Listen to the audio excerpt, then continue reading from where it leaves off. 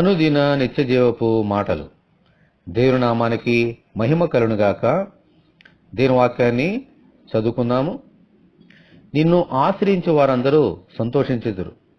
నీవే వారిని కాపాడుదువు గనుక వారు నిత్యము ఆనంద ధ్వని చేయుదురు.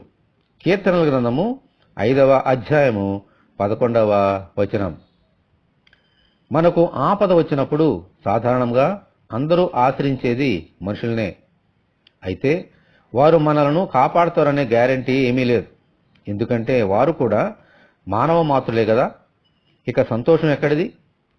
అయితే అదే ఆపదలో మనము దేవుని ఆశ్రయిస్తే మనకు ఎంతో సంతోషం. ఎందుకంటే మనలను కాపాడేవారు దేవుడు మాత్రమే.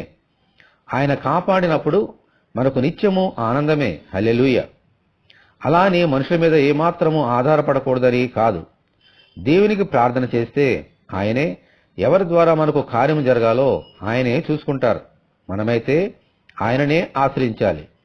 ఈ ప్రభువును ఆశ్రయించి అన్ని విషయములలోనూ కాపాడి సంతోషము ఆనందము ప్రసాదించమని మనమందరము దేవుని ప్రార్థన చేసుకుందాము. ప్రభువా, మీకు వందనాలు.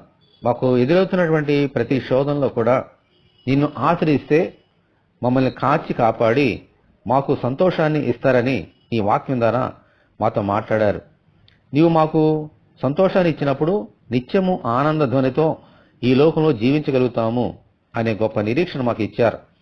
అలాగే ప్రభువా, నీ యందు విశ్వాసముతో మిమ్మల్ని ఆశ్రయంగా పెట్టుకొని ప్రతి సమస్యలోనూ మీ దగ్గర నుంచే జవాబు పొందుకున్నట్లుగా నీ కృప అనుగ్రహించండి. ఈ వాక్యం వింటున్న నీ బిడ్డలందరినీ దీవించమని యేసు అతి పరిశుద్ధమైన నామములో ప్రార్థన చేస్తున్నాము తండ్రి. ఆమేన్. దేవుని కృప మనకందరికీ సమృద్ధిగా నుండునుగాక. ఆమేన్. పరిశుద్ధ దేవుని మందిరం.